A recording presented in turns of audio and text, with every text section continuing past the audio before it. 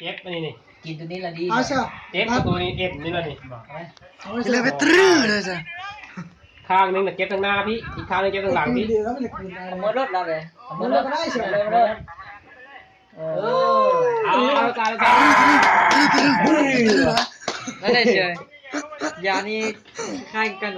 นุคำในก่อนใส่ สมุนไพรเนาะสมุนไพรอัน เป็นสมุนไพรจริง ของดีหายากเนาะ เขาจะเขาบริใส่ อยู่ในพื้นแผ่นดินคือสิมีอันนี้อันเดียว จะ เนาะ คอยยังไง ผู้นี้ว่าเพิ่นเป็นเจ้าของหมอยาเนี่ยเจ้าของหมอยาเรามาแบบนั้น เจ็บกับตัวเอ็นเนี่ยผมเป็นเจ็บมึงเท่งเจ็บกับตัวบ้วนเดียวเนี่ย ตรึ้งไม่ตรึ้งเชียว เจ็บเลยนี่น่ะกางโกนกางเกณฑ์นี่เจ็บเลย เบิ้งขวาเจ็บคนนี้เบิ้งขวา ว่าเชียวว่าเชียว เย็นนุ่นแซ่บเยอะไม่หรอ มือนั้นครับ ใครกินรถเชียร์น้ำมัน ว่าเชียว เปิดรถ พัฒนาอย่างโอ้โห มือยาเดียว เชียร์จะปั๊มเชียร์เราเชียร์ต้องกินหลายนิดนึง เราตรึ้งเชียว กี่เดือนดูลูก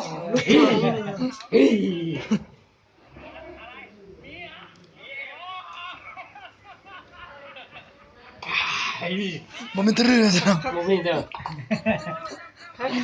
แล้วเชียวบุกล้ากินเชียว ปั๊มเชียร์ คือเจอนะเชียว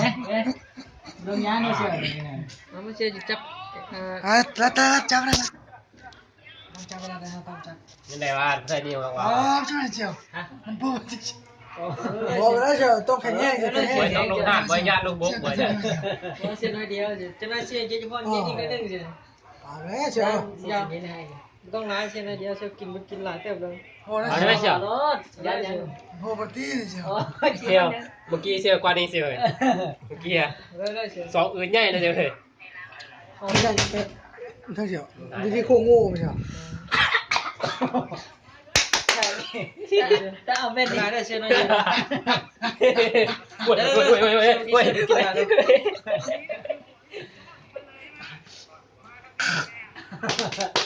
โอ้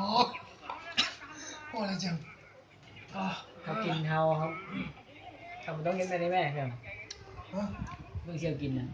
มือดีหรอ มึงเชียวกินนะมึงต้องเห็นในนี้ โอ้ตาย มียาขึ้นมันขึ้นไหนยาปอกฤทธิ์ใช่เขากินมันต้องเขากินคือกินน้ำไม่นาน อ่ะบ่แม่เชียร์เชียว